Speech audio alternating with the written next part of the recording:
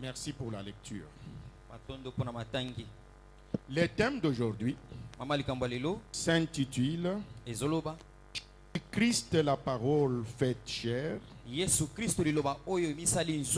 Jésus-Christ la parole faite chair est le véritable pain de vie. Alléluia. Amen.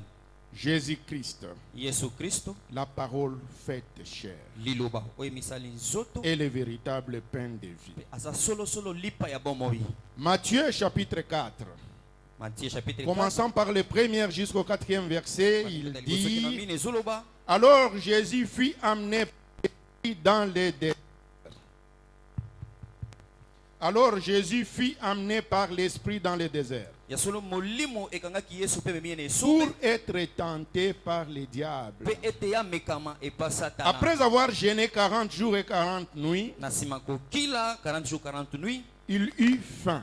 Le tentateur, s'étant approché, lui dit: Si tu es fils de Dieu, si tu es fils de Dieu, ordonne que ces pierres deviennent des pains.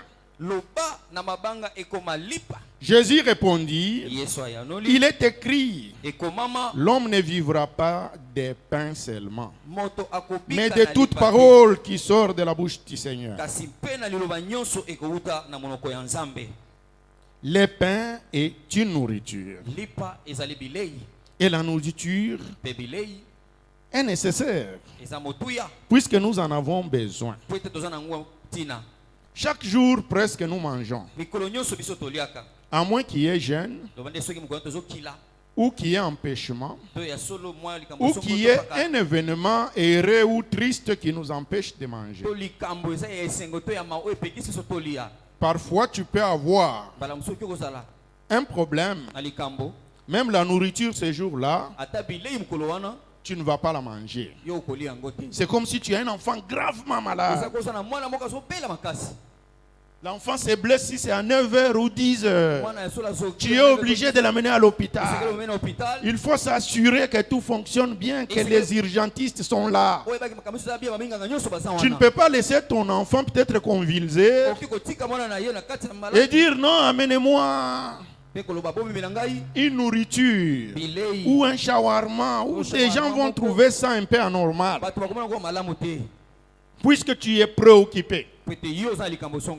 Mais par après, dans cette chair, pour vivre, nous mangeons, pour que nos corps puissent avoir de la force, puissent avoir les stocks, puisqu'il y a le fonctionnement du corps, commençant par les cellules, les tissus, les organes, qui font que la nourriture ainsi que les breuvages comme l'eau sont nécessaires. Mais ici, Jésus, il fut un moment avant qu'il ne commence vraiment son ministère, il est entré dans une jeûne. Et il a fait son jeûne dans le désert. Il s'est isolé. Il était en contact avec son Dieu. Il était en train de prier. Ce n'est qu'après qu'il eut terminé son jeûne que le diable est venu pour le tenter. Et la Bible dit bien, après avoir jeûné 40 jours et 40 nuits, Jésus eut faim. Et Satan savait bien que Jésus avait faim. Et Satan s'approche de lui et il lui dit: si. Et là, ça commence mal. Puis là, ça commence comme par un défi. Donc, Que Jésus prouve que c'est le Fils de Dieu. Alors que Jésus, en réalité, n'a même pas besoin de prouver qu'il est le Fils de Dieu. C'est lui l'agneau sans défaut. C'est lui qui était destiné à écraser la tête du serpent. Et Satan dit, si tu es le Fils de Dieu, ordonne que ces pierres deviennent des pains.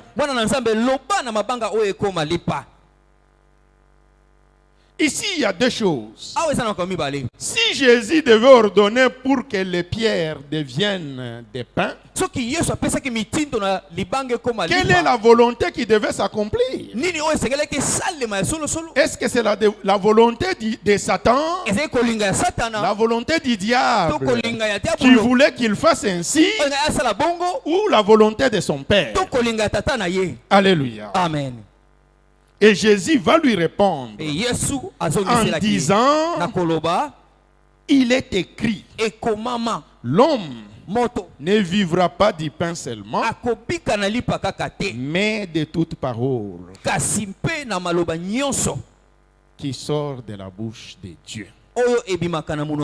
Ici, Jésus-Christ fait référence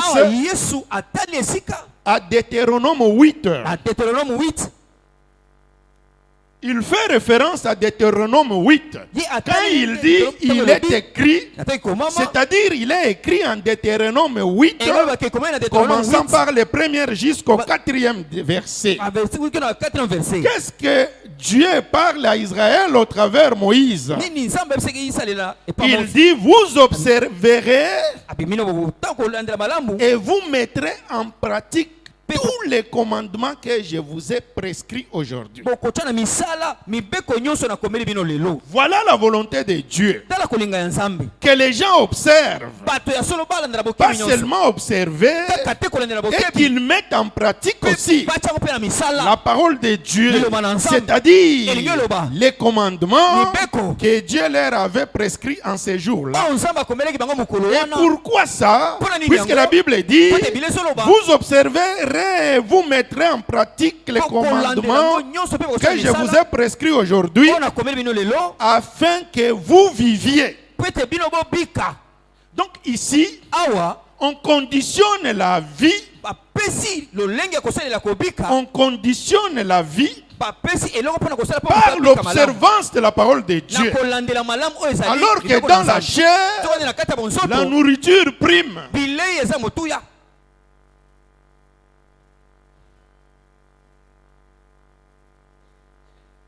Afin que vous viviez et que vous multipliez et que vous entrez en possession du pays que l'Éternel a juré de donner à vos pères.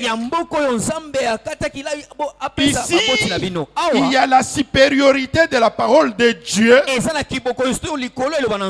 sur tout ce que nous sommes en train de vivre. Et cette parole de Dieu peut même conditionner notre vie et notre situation.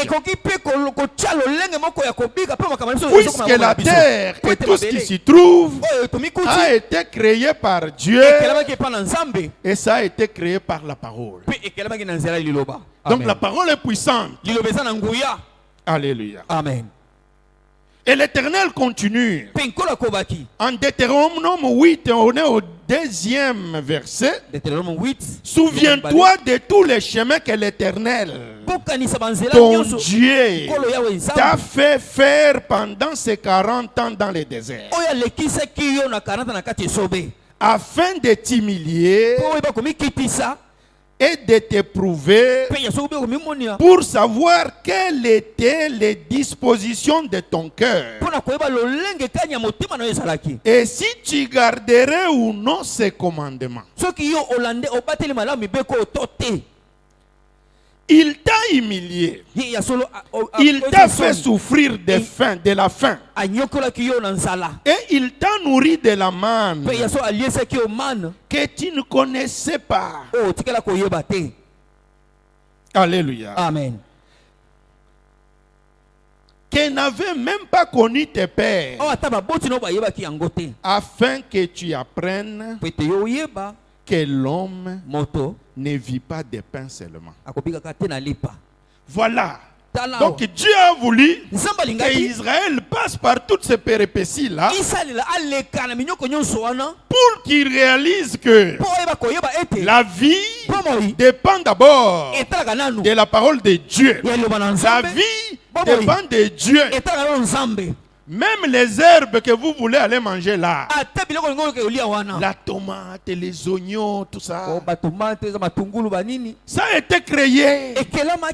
Dieu a dit seulement, c'est sa parole qui a fait que ces histoires viennent à l'existence. Mais Dieu fait passer Israël 40 ans dans le désert, là où il n'y a ni restaurant, là où il n'y a ni boulangerie, là où il n'y a ni shawarma, là où il n'y a ni pizza. Mais Israël a vécu. Il fallait qu'Israël reconnaisse qu'il ne sait pas seulement ces choses-là qui font vivre, mais c'est Dieu qui fait vivre. Puisque Dieu, il leur a donné la manne. Et la manne, c'est le pain qui est descendu du ciel. Et Jésus-Christ est l'image de la manne, puisque c'est le véritable pain qui est descendu du ciel.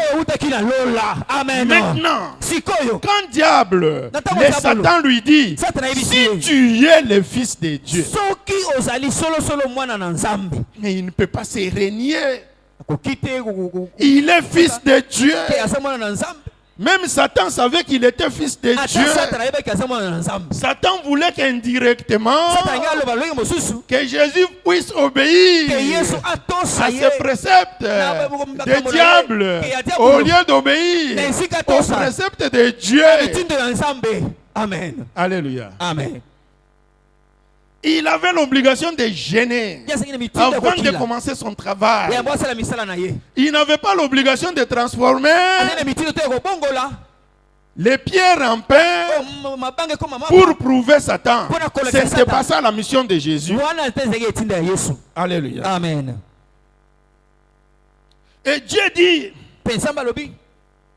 il t'a humilié, il t'a fait souffrir de la faim. Il t'a nourri de la manne que tu ne connaissais pas et que n'avait pas connu tes pères, afin que tu apprennes que l'homme ne vit pas de pain seulement, mais que l'homme vit de tout ce qui sort de la bouche de l'Éternel. Et de la bouche de l'Éternel, il nous a donné sa parole. Pour nous donner la vie. Et sa parole pour nous requinquer. Et sa parole pour nous régénérer. Et sa parole pour nous donner la sagesse. Et sa parole pour nous éclairer. Puisque c'est elle la lampe qui nous mène vers le Père. C'est-à-dire une compréhension profonde de Dieu. C'est la parole qui donne même le pouvoir d'être enfant de Dieu. Et on continue. Ton vêtement ne s'est point usé sur toi et ton pied ne s'est point enflé pendant ces 40 ans. Il n'y avait pas de magasin. Il n'y avait pas Zara. Il n'y avait pas Hackett. Il n'y avait pas façonnable. Il n'y avait pas toutes ces histoires-là. Les habits avec lesquels ils ont quitté en Égypte ne se sont pas usés.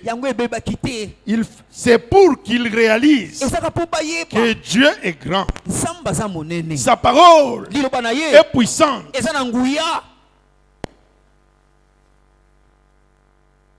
Alléluia. Amen. Même dans la prière de notre Père,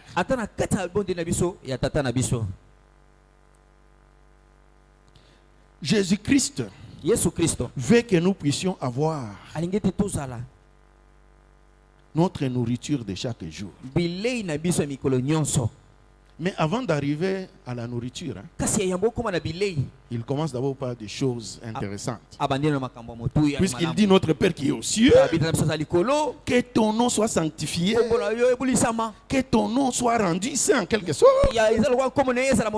que ton règne vienne. C'est-à-dire d'abord, il considère Dieu et vous réalisez comment il est grand, comment il est saint. Et puis vous voulez que c'est lui qui règne. Donc c'est lui qui règne, c'est lui qui donne les ordres. C'est lui qui donne la direction. C'est pas Satan qui vient te dire prouve à tel que tu es riche, prouve à tel que tu connais faire ceci. Non, c'est pas ça.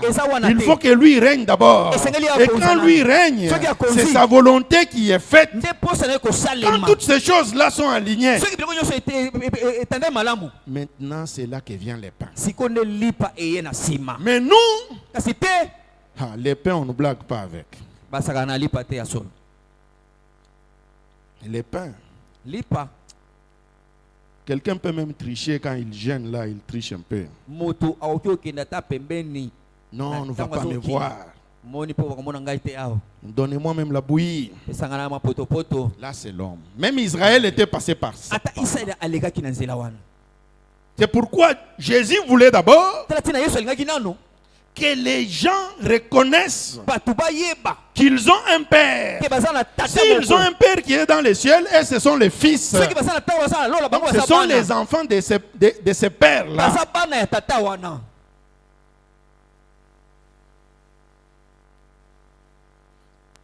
Et puis ils ont la volonté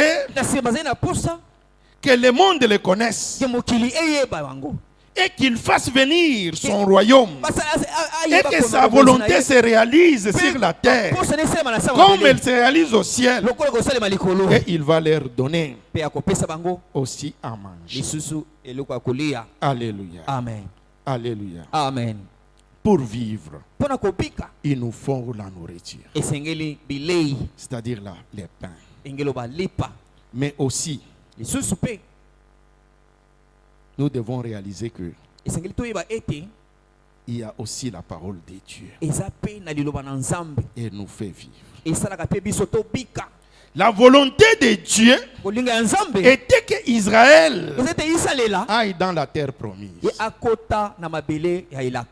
Mais il y avait un désert. Mais c'était comme une condition. Il fallait qu'il passe par là pour qu'il puisse entrer dans leur héritage, dans leur destinée. Comme toi aussi, tu as ta destinée. Tu dois entrer dans ton héritage. Même si pour le moment, tu passes par des périodes difficiles où tu ne comprends rien, où c'est compliqué. C'est comme Israël devrait aussi passer par le désert. Et dans le désert, il n'y avait pas assez de nourriture comme dans Goshen, qui était en Égypte. Quand vous lisez Exode, vous êtes au 15e chapitre, commençant par le 22e verset. 15e chapitre. On commence par le verset 22. Verset 22. Moïse fit partir Israël de la mer. De la mer Rouge. Ils partirent, ils prirent la direction du désert de Shur. Ils sont allés directement dans le désert. Mais quand vous arrivez dans Exode 16, là la population se révolte. Ils se révoltent pourquoi? À cause de la nourriture, à cause de l'eau. Puisque quand vous êtes déjà dans le verset 16, et dans le chapitre 16 plutôt, de l'Exode, vous commencez par le premier verset. Toute l'assemblée d'Israël partit d'Élim. Élim. Et ils arrivèrent au désert de Sin. qui est entre Élim et Sinaï. Le 15e jour, 15e jour du 2e mois après leur sortie d'Égypte, toute l'assemblée d'Israël murmura contre Moïse et Aaron dans le désert.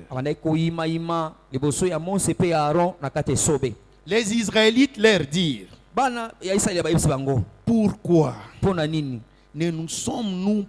pourquoi ne sommes-nous pas morts de la main de l'Éternel en Égypte? Ça c'est compliqué. Ils sont dans l'esclavage, mais ils souhaitent qu'ils puissent mourir dans l'esclavage là par la volonté de Dieu. Non, ce ne sont pas eux qui dictent la volonté de Dieu.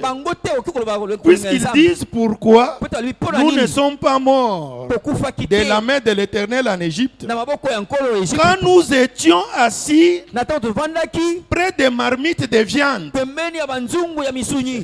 L'homme est compliqué. Mais on lui dit que là où vous allez là, c'est le pays où coule le lait et le miel. C'est extraordinaire. Mais il se rappelle. Mais les gens se rappellent des marmites. Les marmites de viande. C'était les viandes de bœuf ou je ne sais pas quoi. Donc il regarde Moïse. Il regarde les 10 commandements, il regarde toutes ces histoires-là. On allait seulement nous tuer en Égypte. On était à côté des grosses marmites. Vraiment, ça fait même rire. Les Israélites leur dirent: pourquoi nous ne sommes pas morts de la main de l'Éternel en Égypte quand nous étions assis près des marmites de viande, quand nous mangeons du pain à satiété? Il y a des gens qui regrettent même leur vie passée à cause du pain, à cause du pain terrestre. Quand j'étais un petit voleur, quand j'ai tripoté les salaires des gens,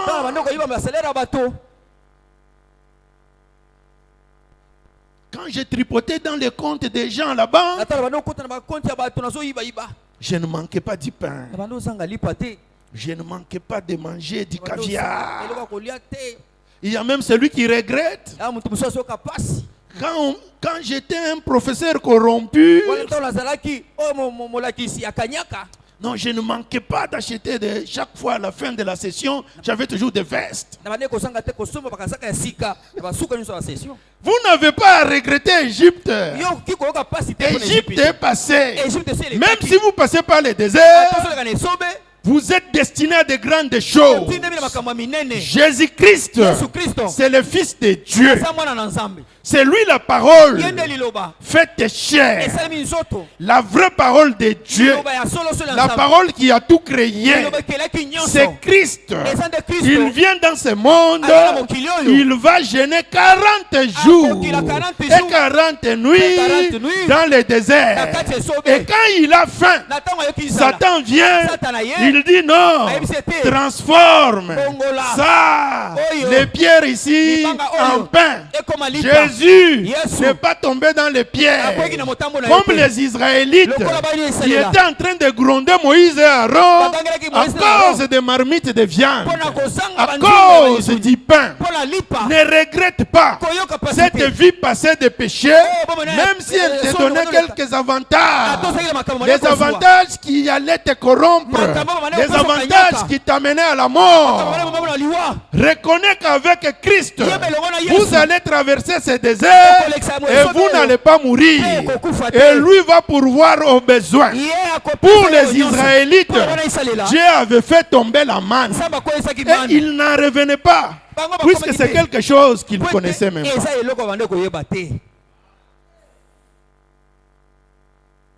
Et ils disent à Moïse, il commence à regretter la viande, les marmites, les marmites de viande, et puis un pain à satiété. Et ils disent, vous, Moïse et Aaron, vous nous avez conduits dans ces déserts pour nous faire mourir de faim. Quelle accusation! Quelqu'un pense d'avoir là-bas. Mais ils ont même oublié les fouets des Égyptiens. Ils ont tout oublié là. Ils se disent pour vous faire mourir de faim. L'Éternel dit à Moïse, je vais faire pleuvoir du pain pour vous. Je vais faire pleuvoir du pain pour vous depuis le ciel. Le peuple sortira et en ramassera chaque jour la quantité nécessaire. Ainsi, je mettrai à l'épreuve et je verrai s'il suivra ou non ma loi. Dieu est bon. Hein? Quand il pense aux marmites de l'Égypte, mais Dieu dit, moi je vais faire pleuvoir les pains qui descendent du ciel. C'est extraordinaire. Donc là, il n'y a même pas le boulanger. Il n'y a pas dire Mino Congo a fait grève. Non, là, c'est Dieu lui-même qui s'occupe de ça. Et la Bible dit que chaque fois qu'il préparait ça, ça avait le goût du gâteau au miel. Amen. Ah, ça c'était extraordinaire. Le sixième jour, ils prépareront ce qu'ils auront apporté, c'est-à-dire la double portion. Puisque les jours qui suivaient là, c'était sabbat. C'était bien prévu. Et les enfants d'Israël regardèrent et ils se dirent l'un l'autre, qu'est-ce que c'est cela? Là, c'est quand ils voient la manne pour la première fois. Dans leur langue, c'est dit manu. C'est quoi ça? C'est là d'où vient man. C'est pas Dieu qui avait donné le nom de man. Non, c'est les Israélites eux-mêmes. Dieu lui parlait du pain qui descend du ciel. C'est eux qui ont dit c'est quoi ça? Car les enfants d'Israël regardèrent. Pour ceux qui veulent bien lire, ils vont trouver ça dans Exode 16, Exode chapitre 16, au 15e verset. C'est là, les enfants d'Israël regardèrent et ils se dirent l'un à l'autre, qu'est-ce que c'est cela? Ils ne savaient pas ce que c'était. Moïse leur dit, c'est le pain que l'Éternel vous donne pour nourriture. Alléluia. Amen. Quand vous arrivez au verset 31, il est dit, verset 31, la maison d'Israël donna à cette nourriture le nom de manne. Elle ressemblait à la graine de coriandre. Elle était blanche et avait le goût d'un gâteau au miel.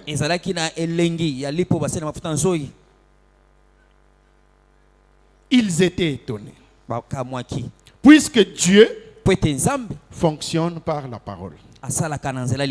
Il leur avait dit, je vais faire descendre les pains du ciel. Et effectivement, il a fait descendre les pains du ciel. Aujourd'hui encore, plusieurs d'entre nous, nous sommes dans le désert. Nous nous posons beaucoup de questions. Mon problème sera résolu comment? Comment je vais faire? Là, je suis bloqué. C'est comment? Tu commences même à regretter si j'avais pris telle ou telle décision, même si ces décisions-là n'étaient pas dans la volonté de Dieu, je te dis, ne sois pas incrédule. Fais confiance à Dieu.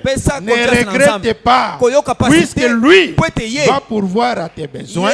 Il va faire descendre les pains du ciel comme il avait promis.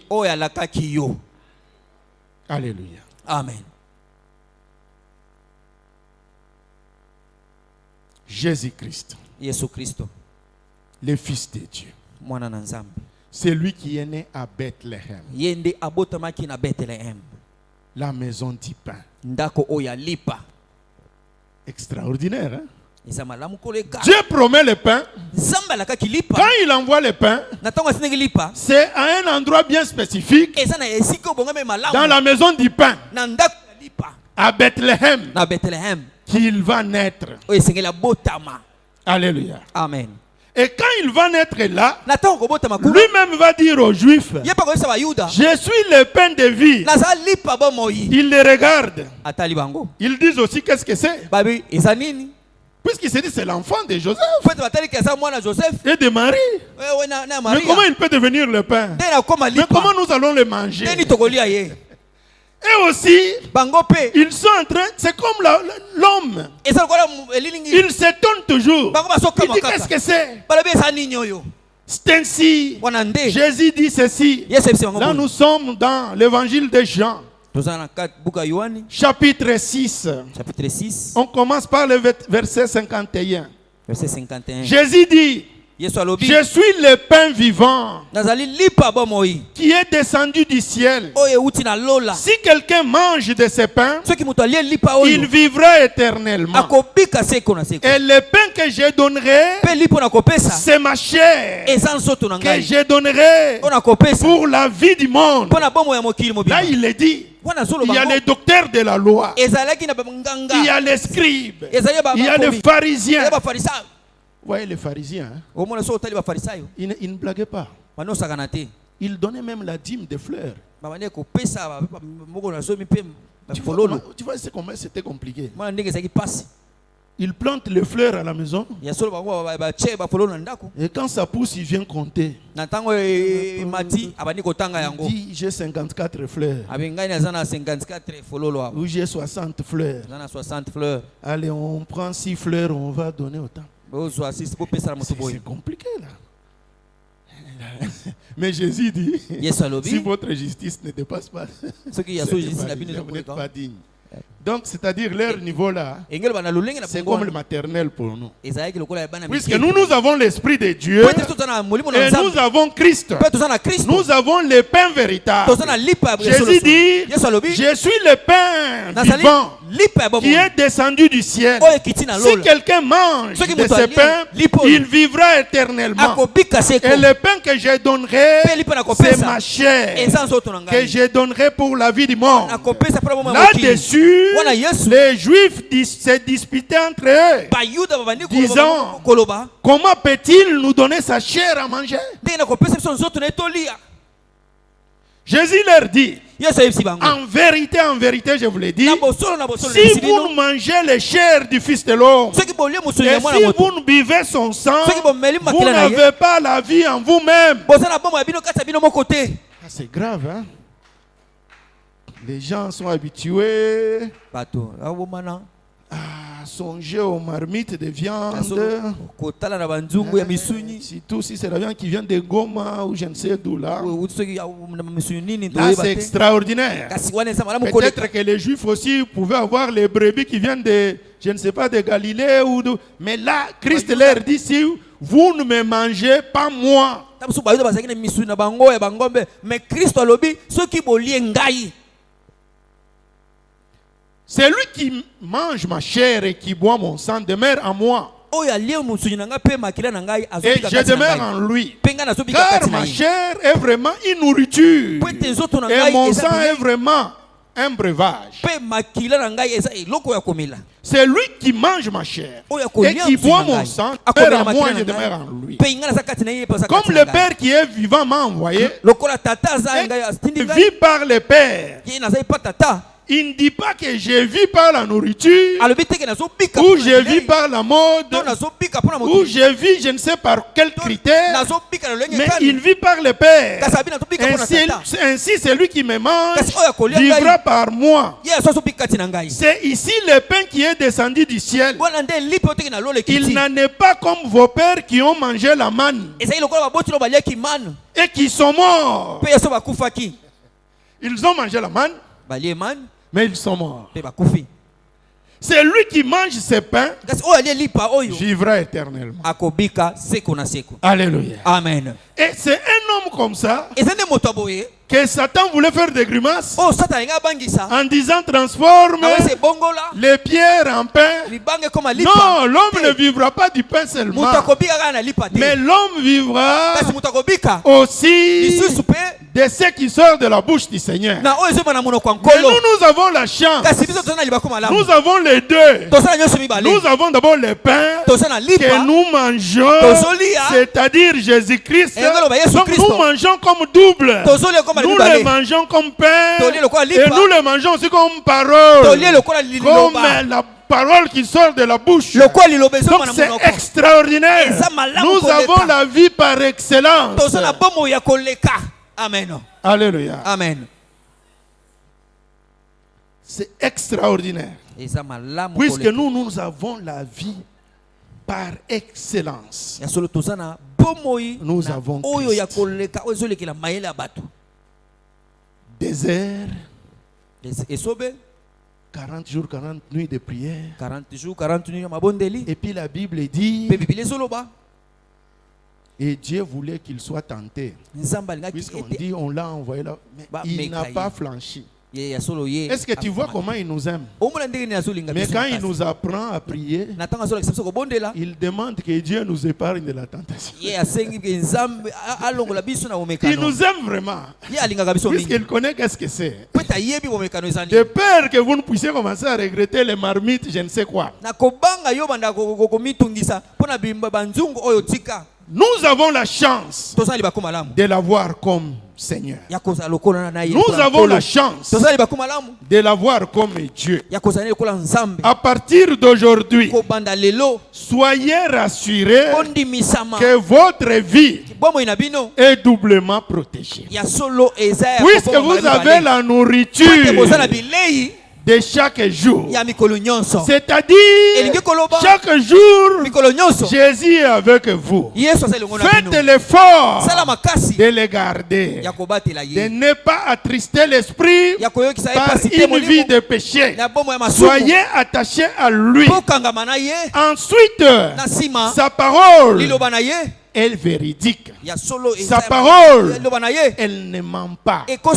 Elle dit, ceux qui sont avec lui, ceux qui le mangent, ceux qui maîtrisent la parole, ceux qui sont dedans en lui, ils ont la vie éternelle. Ils ont la vie par excellence. Puisque même si on te donnait le pain de ce monde, on te fait le buffet matin, midi, soir. À 100 ans, à 80 ans, à 200 ans, tu vas mourir. Mais avec ces pains ici, nous avons la vie éternelle. Si tu as le problème, considère-toi que Dieu qui t'aime te fait passer seulement dans les déserts, vers les grandes choses. Ne regarde pas derrière. Ne regarde pas l'Égypte. Ne pense plus aux petits avantages souillés que tu avais dans la vie pécheresse. Regarde devant. Dieu te destine aux grandes choses. Dieu te destine à la vie. Christ, il allait faire un grand boulot. C'est-à-dire prendre le péché du monde entier. Il s'est préparé aussi 40 jours, 40 nuits. Et l'autre est venu pour lui parler de la nourriture. Non, lui il est au-dessus. Lui c'est la parole faite chair. Il lui a répondu par la parole. Il est écrit écrit, l'homme ne vivra pas du pain seulement, mais de toute parole qui sort de la bouche du Seigneur. Mais de Jésus-Christ, qui est la parole et le pain vivant. Que Dieu vous bénisse.